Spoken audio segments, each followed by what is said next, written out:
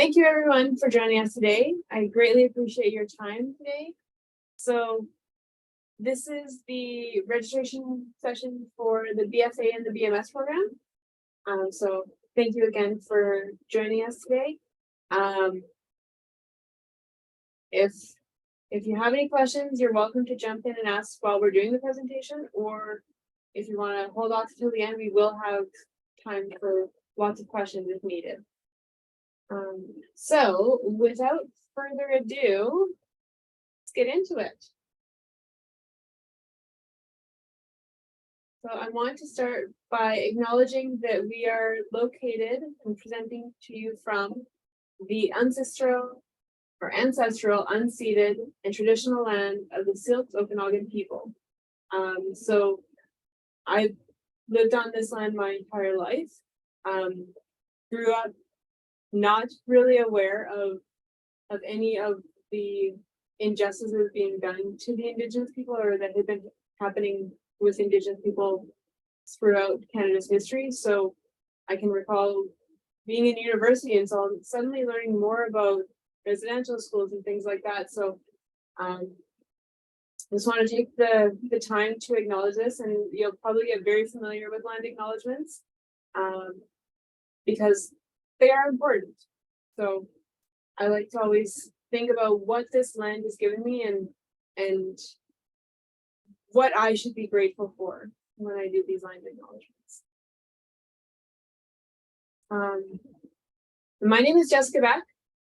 I am an academic and career advisor here at the UBCO Okanagan. I specialize in the Faculty of Creative and Critical Studies. So usually if the faculty is referring to an advisor, they're referring to me.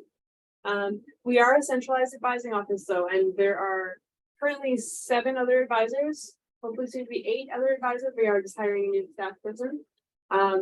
So we're a centralized advising office. That means that while I specialize with BFA, BMS, and some of the BAs majors, I can advise on all degree programs except for engineering. So if for whatever reason, say you have a friend who wants to see me, or say you want to talk to another advisor, you're more than welcome to do so. I'm not the only person you can talk to.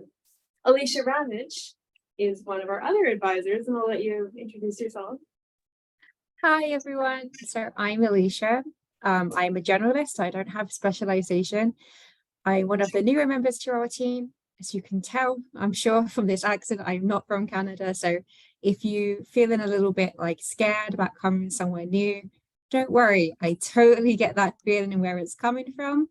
So if you have any issues like that happening, as well as like just academic questions and you want to get to know Kelowna a little bit more, feel free to reach out anytime. We've all kind of been in that scary position of starting university for the first time. Some of us also with those like scarier situations of going somewhere new. So yeah, looking forward to meeting you all, and me and Jessica will be helping you out through this presentation today. And if you do have any questions, we'll have time for that at the end. And all of the links that we're going to show you today, I will send out in a document after the webinar as well. So don't feel like you have to try and keep up while we're talking, looking at these web links. You will totally get them all in a document after. Ziv, do you want to introduce yourself now as well, just since you're here and your camera's on? For sure, yeah. So hello everyone. My name is Ziv Wei, and I'm really just excited to be here with you guys today. So I'm currently in my 3rd year of studying Bachelor of Fine Arts with a minor in art history. And yeah, I'll just be here today sharing a little bit of my student perspective about the course registration, and also just, I guess, some tips here and there. Awesome. Thanks so much, Ziv. So Alicia, do you want to take this one? Yeah, sure. I have just one screen, so if my eyes are darting around a little bit, my apologies. Okay, so picking up, what are we going to do today? We're going to talk about registration. We'll also give you just a little bit of an overview of who we are and what we do, and just kind of generally all things that you need to know, whether you're a first-year student joining us or if you're a returning student that just needs a little bit of a refresher of how we work. So let's talk about what is academic and career advising. So we are here to help explain your academic requirements and university programs to you, in addition to academic policies and procedures. We're a very transparent university. All of our policies can be found online, but that doesn't necessarily mean that they're the most straightforward things to understand. So if you ever have any questions about those policies, or you just need someone to confirm what you think you've understood, we're here to do that for you. We also help you to explore the options that you have. So within your major, you might have minor options that you want to do. You might get to a point where you want to change completely what you've been studying. We can help you make that decision. If there's anything that we can't help you with, we won't just leave you at our doorstep. We will try and point you in the right direction. So if you're not sure if we're the right people to help you, come and see us anyway. We can always redirect you as necessary. We also encourage all of our students to come see us about 1 year before they graduate, so that we can just check everything's in order and making sure that your course planning for your final year is appropriate. Please don't leave that until the term before you graduate, because that can cause some delays. And generally just supporting you in your academic journey and your career journey afterwards. And I know that's scary to be thinking about your careers when you're only just thinking about university. Believe me, 10 years after university, I'm still not quite sure how I ended up in this career. But we can definitely try and support you with labour market information in Canada. We don't really help so much with international jobs, that's not our forte, but we can try and give you some guidance about making your resume stand out, writing cover letters, and generally just talking from our experience of having jobs. We will try and guide you as best we can. And also we're just fun, so come and see us. Very fun. Okay. So if you don't want to come to us, firstly, why not? We're amazing. But secondly, there are a few advising offices on campus. If you're an engineering student, we do have a specific team of engineering advisors to support you. They actually work in the same space as us. So if you don't know how to connect with them, come up to our office in University Centre 207 and they'll be here. We also have Indigenous student advising for anyone who self-identifies as a First Nation, Métis or Inuit student. They are just across the hall from us. So again, if you don't know where they are, come to us and we'll just point you across the hall. We also have accessibility advising. They can help students, whether it's a long-term issue or a short-term issue. Imagine that you go skiing on Big Hawaii, enjoying everything Cologne has to offer, and you break your leg just in time for exam season. And believe me, this happens every year. That you need to go and have a chat with them, and they can help you set up some accommodations so you can still take your exam. So they're really there, whether it be something small or something more long-term, you can have a chat with them. And we also have a dedicated international student advising office. So when it comes to things like your immigration documents, go and have a chat with them. And remember, just because I'm an immigrant doesn't mean I have the same papers as you. So please don't ask me about that. Go and have a chat with them over about your study permits and everything like that. Okay, let's move on to registration. You're probably all wondering the golden question, but when can I register? Very, very soon is the answer. So your registration your registration date depends on your year standing. If you're a first year, you can join us, register for classes June 19th. You should also receive an email about 2 weeks before that date, so very soon. That will give you a specific time on June 19th that you can sign up for your classes. When you get that email with your date and time, that doesn't mean that you absolutely have to go online at that specific time. That's just when it opens. Once it's open, you can register between now and September. We'll come to September in just a moment. But you have a little bit of time to make changes. That said, we really strongly recommend that you register for the classes you want as soon as possible so that you get your spot. Also, what I cannot stress enough is you need to register for term 1 and term 2 classes. Do not forget to register for your January classes, please, or you'll be very disappointed when it comes to December and a lot of those seats have gone. We will have time to make those changes. So as you can see here, you would have until September 18th to add or drop a class for term 1. Or when we're talking about your term 2 classes, you have until January 22nd. So in both of those cases, it gives you like a week to actually go to those classes and try them out. And if they're not for you, come back and we can drop them. You're probably wondering, what does withdraw with a W mean here? So once you get past December 18th date, it is still possible to drop a class, but when you drop it, you're going to get a little mark on your transcript that looks like this, a little W. All that W means is that you withdrew from your course. That W is completely neutral in terms of your GPA. Your GPA will not decrease if you withdraw from your course. One thing to say with the W, when you do withdraw in this W deadline, you might not get all of your tuition fees back. The earlier you withdraw, the more money you will get back, and it goes proportionately. So if you leave it till the very, very last day possible to withdraw with a W, then you're not going to get any of your money back. So if you are thinking about dropping a class or withdrawing from a class, or if you're not sure whether that's the right thing to do, come and have a chat with us and we can try and guide you as best we can. We might get to the point where even if you don't like the class, it might be better just to stick with it and take the exam and see what happens. But there are other cases where it might be in your best interest to withdraw and take the W. We're also asked a lot if W's impact your career options. I've never met an employer here that comes to UBC that's been fazed by a W at all. I've heard some grad programs don't always look upon lots of W's that well, but only for very, very competitive ones like law or medicine. But in my experience, it's never been an issue that I've noticed. So don't be afraid of the W. Yeah, don't stress about W's. Really, I have a few on my transcript. I lost some money because I withdrew after the deadline, but otherwise, I think my academic record is in better shape because of those W's than had I stuck with the courses. So you just gotta, it's a personal decision. It's really up to you, but don't be stressed and scared about it. It can happen. So don't fret. And now if you're looking to think of what courses should you take, definitely look at the first year planning guides.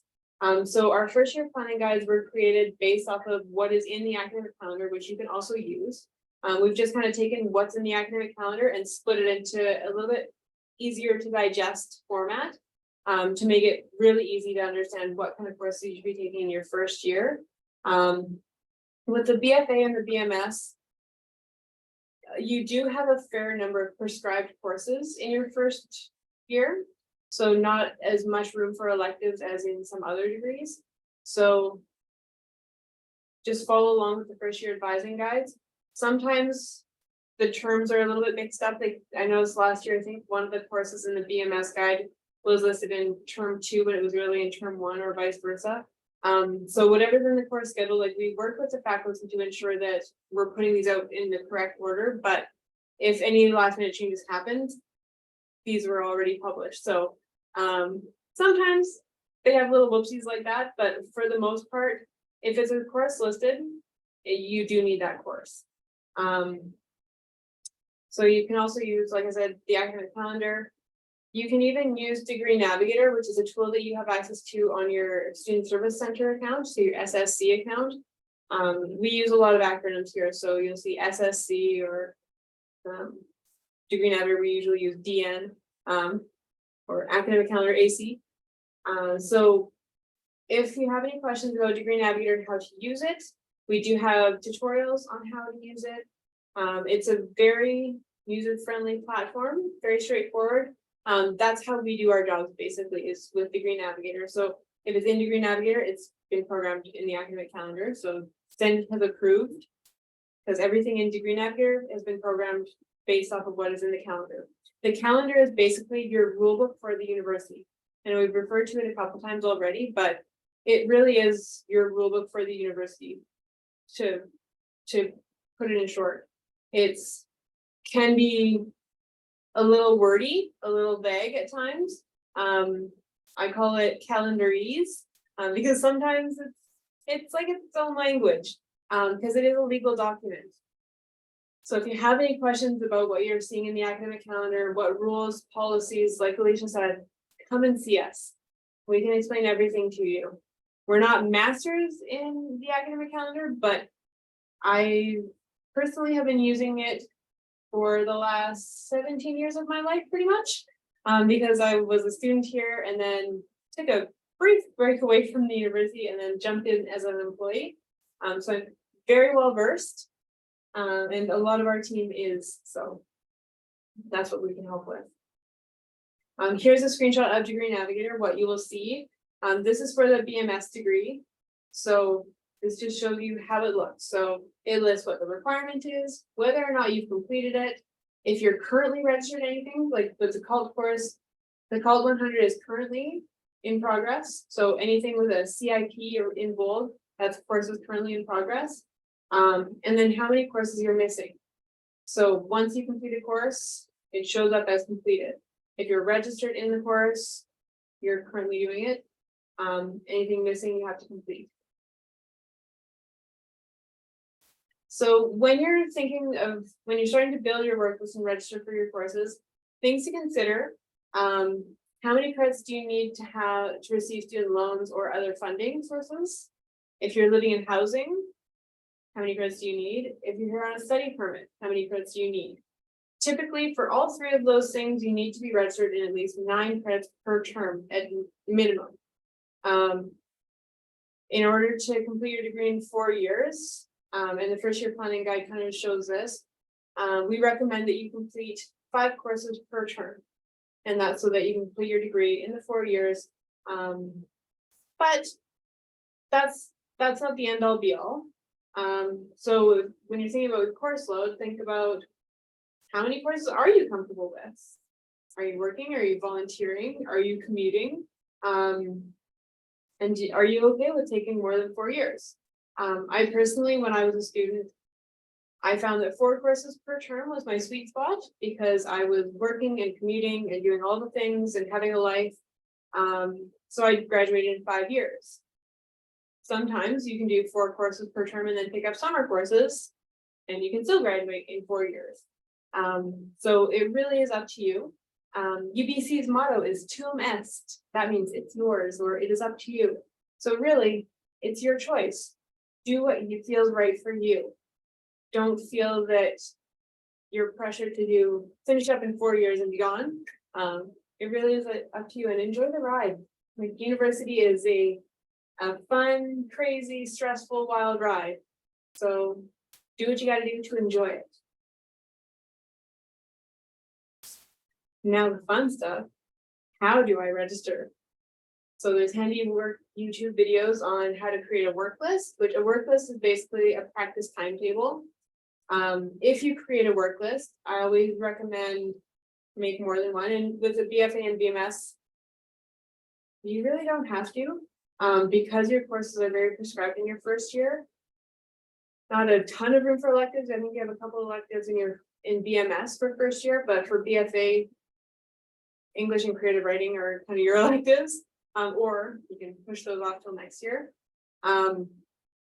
But create a work list, register on or as close to your registration date as time as possible.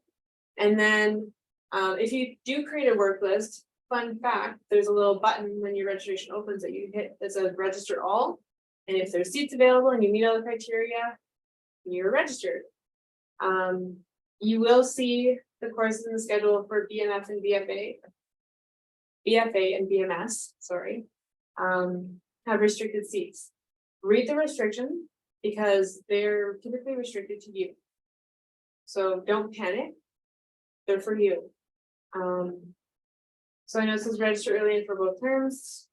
We already stressed both terms. Don't forget about January. And your registration date is open from when it opens until the add-drop deadline of each term. And again, the BFA and BMS are fairly prescribed, so and restricted to you. So don't stress too much about courses filling up. I know it does happen. If it does, usually you can connect with me or the faculty advisor. So For the BMS, that is Annie Wan. For BMS or BFA, it's Myron Campbell. I work very closely with both of them. So if there's ever any registration issues, don't feel shy. Just email one of the three of us, or one of the two of us, and we can look into things. Because they're holding those spots for you. Sometimes they have seats for minors, or other majors do require a couple of the first year visual arts courses. But again, they hold seats for you primarily. So what do I do if my course is full? We have zero authority to put you into a full course. I don't want that kind of responsibility, to be honest.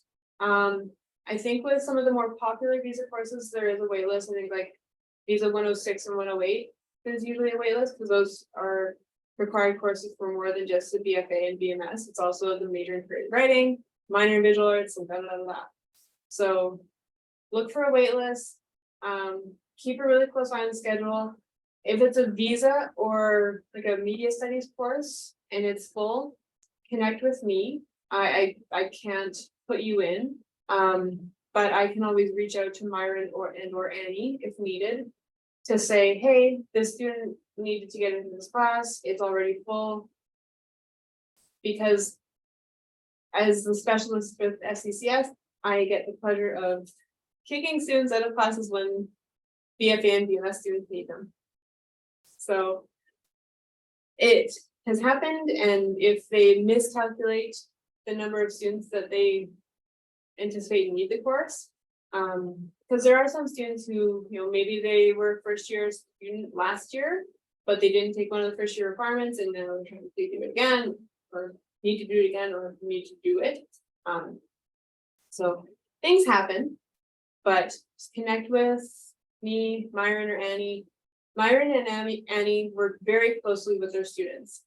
That is one of the great things about these programs is they're small and the faculty is very involved. And because it's so small, because the faculty are so involved, things don't usually fall through the cracks. You're very well looked after here. So if you have any issues, just reach out. And Annie and Myron's contact information is in the first year advising guide as well.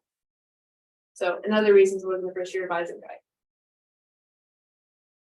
So what are blocked or restricted courses? Blocked courses are courses that the faculty of the department has blocked from registration. It could be because the course is full, because they need to change something with the course. That doesn't usually happen. But if it's full, they will block it, and then they'll create a wait list. And they block it so that nobody else can get in the course. You have to be on the wait list to get in. Other departments do things a little bit differently, but with SCCS, they usually do block the course and then create the wait list so that students have to be on the wait list to get in.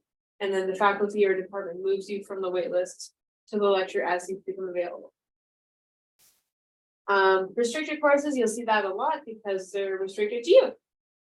So read the description of who they're restricted to and why they're restricted. Usually some of the visa courses do have general seats.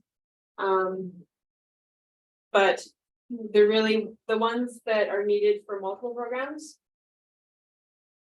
They're all restricted. So it's restricted to you. Alicia, did you want to take this one? Yeah, sure. This is a lot of information. We need to rest our voices a little bit. I feel like I've been talking a while. Okay, so for mode of delivery, most of our courses are in person. So sorry if you thought this was an online university, but occasionally we will have some online. So in person, as I'm sure you can understand, is in person. You need to physically be here at UBC Okanagan to take that course. If it's online, do double check the time. Some online stuff might be completely asynchronous, so there's not a specific time that you need to attend. There's other cases, it might be a bit like this registration webinar, an online meeting where you need to be there at that time. So one other thing to look out for with the online courses there.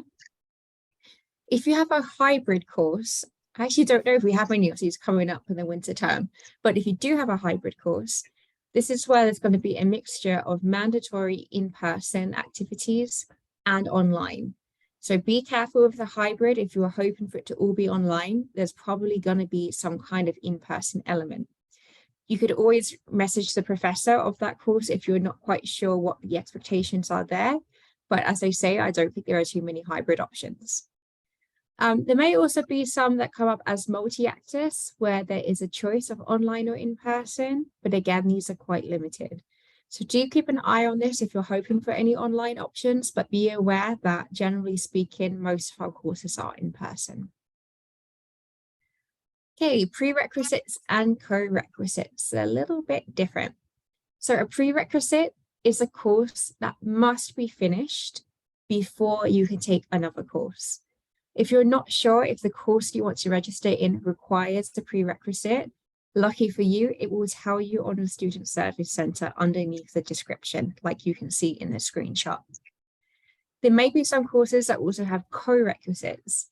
They're slightly different in that the co-requisite is a second course to be taken at the same time.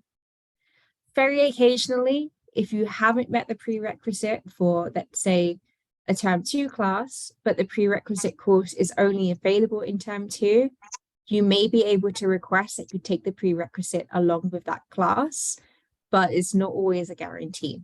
So please do check your prerequisites and co-requisites carefully if you see them. And if you're not sure what to do, well, don't worry, we have an extra slide on that.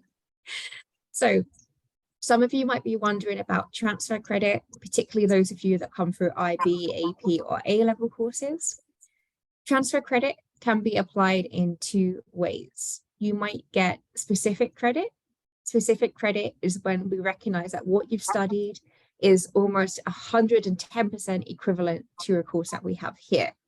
So for example, if you studied maths in grade 12, you might be granted a credit for Math 100, like exactly 1 for 1. If we can see that you have some knowledge, but it's not exactly the same as a UBCO course, then you might get general credit. And this will be displayed with the subject and the year level. So in this case, you couldn't use that credit for a specific program requirement, but you can use it in your elective space. If you think you have some transfer credit that you should have, but you haven't got it, one, it might just be an issue that it hasn't been processed. We need your high school transcripts or your transcript from wherever you're coming from to process those transfer credits. If you think that you studied a course that is really similar to a UBCO course and you've not been given specific credit, then you might be able to submit what is called an articulation request.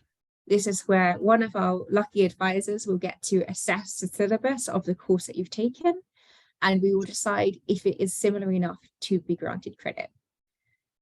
Another option you might need to explore is a prerequisite waiver. So for example, if you only have grade 11 English and you need grade 12 English for a specific course, but you have experience outside of school where you've learned a lot of English and you want to be, exempt from the prerequisite, you could make a request to your faculty to waive that prerequisite and let you take that course without it. What I would say is, again, that is completely up to the faculty, not us, if they are going to allow you to take a course without having done the prerequisite. So if this might be an issue for you while you're planning your courses now, maybe start thinking about having multiple work lists. One, if you are given that prerequisite exemption, one if you're not, and one if every other course that you want is full. So I realize this is quite a lot of information. It might be a little bit overwhelming, but if you ever do have any questions about this, you can reach out to us. Okay. Ooh, that was a fun little deep dive into the PowerPoint. Jumping ahead, sorry. I thought I was able to click back if I clicked on this side. My apologies. No problem. Okay, so that's all things transfer credits. Oh, one last thing to say about that is as long as we have your high school grades or whatever grades you already have, you should be getting that credit for it. If you're not sure how that will be assessed, there's a lovely link there for you that you'll get later. Okay, when you are registering for your courses, it kind of works like a traffic light system. So when you register, if you see this yellow sign with the exclamation mark, that's asking you to double check that you meet the prerequisites. If you do, go ahead and register in it. Perhaps you're in a scenario where you've taken like A levels and you know that you're going to get that credit for the prerequisite. It just hasn't come through yet. Go ahead and register it. Worst case scenario, if you are not eligible to take that course, the department's going to remove you anyway. So it's worth a shot. If you get the red warning sign, that you will not even be able to sign up. If you're getting that red warning sign and you don't think you should be, we're a good first point of contact to check why. Normally it's that you're missing a prerequisite. You also will not be allowed to take 2 courses that are at the same time for obvious reasons.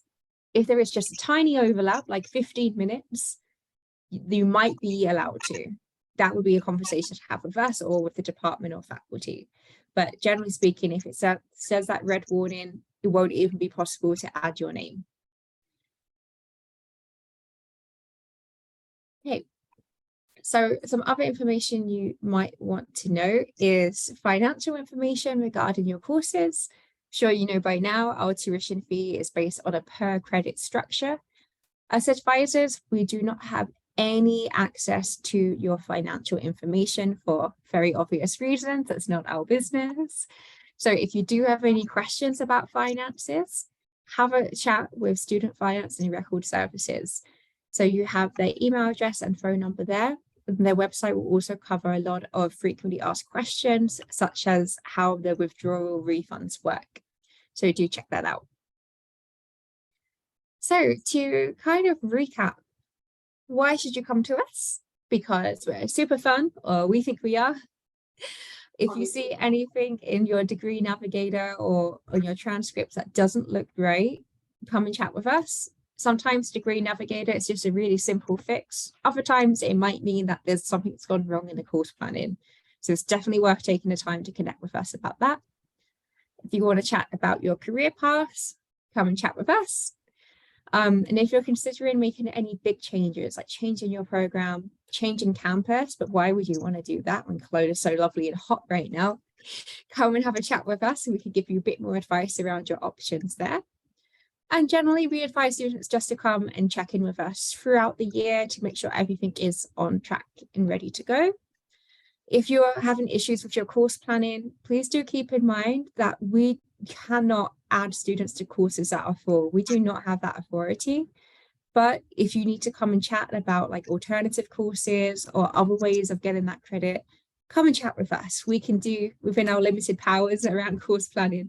We can help you the best we can. We just cannot physically add you into a class if there's no space. So that is our one limitation.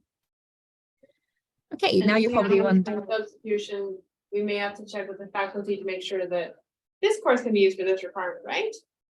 So we have to go in a step above, but yeah. Start with us. Hey, you're probably wondering, how do I connect with you though? In all the ways possible. So typically we have 2 forms of reaching out to our students. Appointments in the mornings, they're booked out in 30-minute slots. So they're really good if you're just in a little bit of a pickle and you need all the help with course planning. Come and book a 30-minute chat with us and we'll go through it the best we can. We can pull up Degree Navigator and we can just have a little chit chat about everything you want to do. We also have drop-in appointments in the afternoons, every afternoon except Friday. This operates on a first come, first served basis. So you can sign up for drop-in on our website. It will add your name to a virtual queue. That way you don't have to sit in our office for 2 hours waiting for us. Once we are ready, we'll either call you or we will invite you back up to meet with us.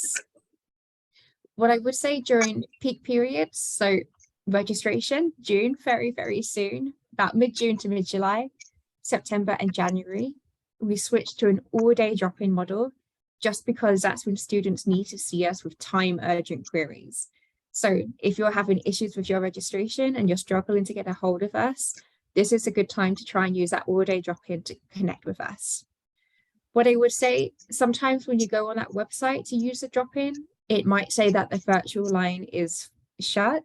It can reopen though. If we get through students quite quickly, that line can be very, very fluid. So if you don't get in the first day or you don't find an appointment the first day, keep checking throughout the day and keep checking the next day as well. And also you feel free to drop into our physical office. There's a very lovely woman at the front desk called Dia who might be able to help you find some available time. 9 times out of 10, if it says online that it's full, but it's always worth just kind of dropping by when you're here. Okay, so moving forward, if you haven't checked out UBCO 101 yet, this is a great resource for all things UBCO. Really helped me as well when I joined the UBC community to learn about things like athletics and recreation, public transport, housing, and just generally campus opportunities.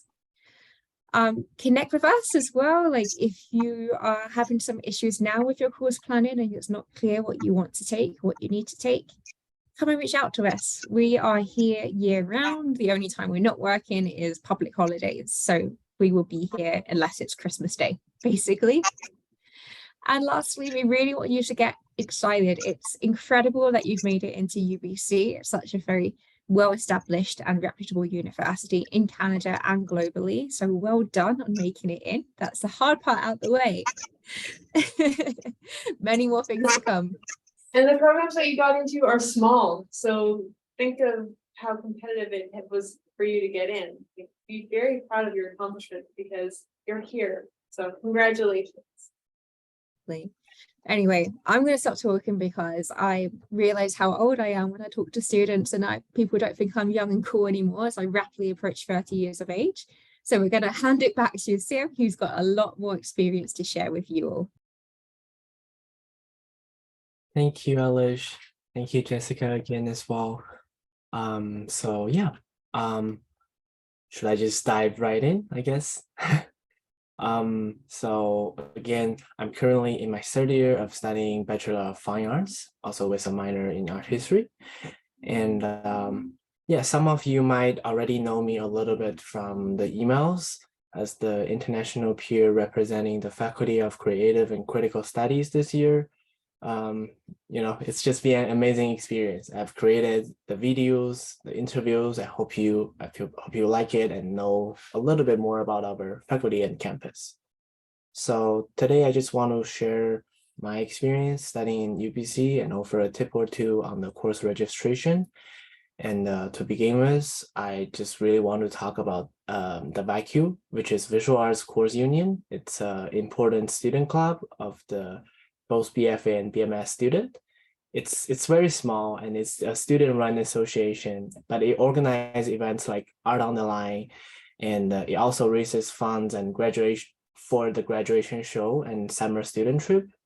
Their support has been very invaluable to me, and I have actively participated by volunteering as the documentation photographer, as well as donating my works.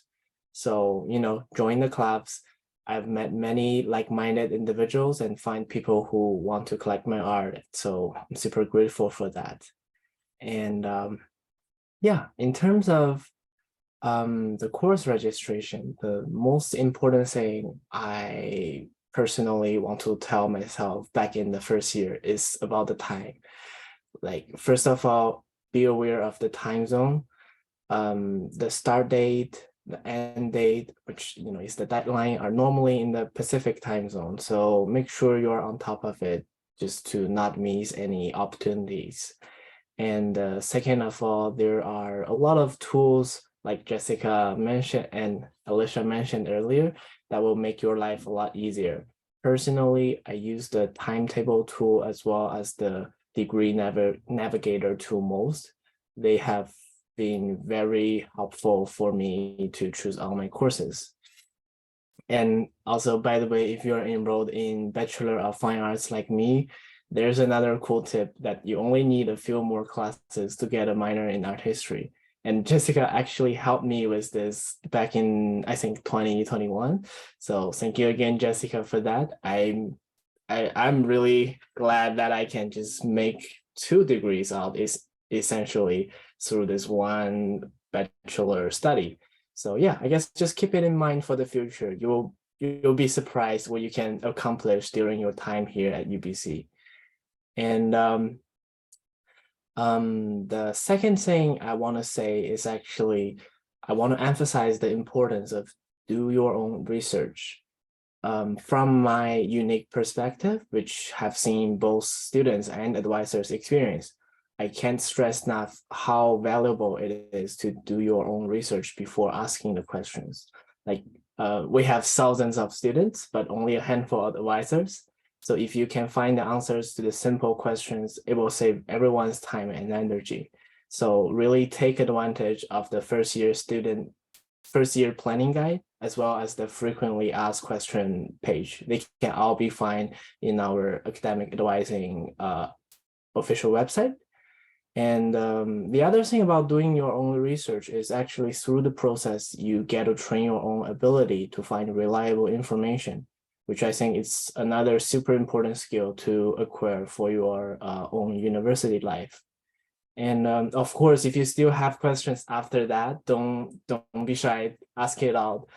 I don't know if anyone feel the same, but I was super shy asking for help, and it really doesn't have to be like that. Our advisors are super professional and friendly. So yeah, UBC has been a very supportive and transformative place for me, as it has been for countless others as well. Initially, I chose UBCO for its strong science faculty, and I was studying in biochemistry. But it's really just the small campus, abundance of resources, and also the safe space it provided for self-expression. And of course, my own passion in arts led me to make the transfer. But it's just a place where you can explore your interest and connect with a lot of like-minded individuals. So make the most of your time here, and thank you. Thank you. That everything that you said just warmed my heart so much. So I greatly appreciate that. That's fantastic. And I feel the same because, like I said, I've been here for almost 20 years, so almost half my life has been on this campus. So it's actually almost more than half my life. Oh my gosh, I'm dating myself. So thank you again, Ziv. I really appreciate everything that you said. I hope everybody else also appreciates. So now I'm going to stop sharing because it's question time. So if you have any questions, you can either put them in the chat, you can unmute yourself, raise your hand, super chill, whatever you would like. Ask away. I'll turn the recording off as well, so don't feel shy. Yeah, thanks.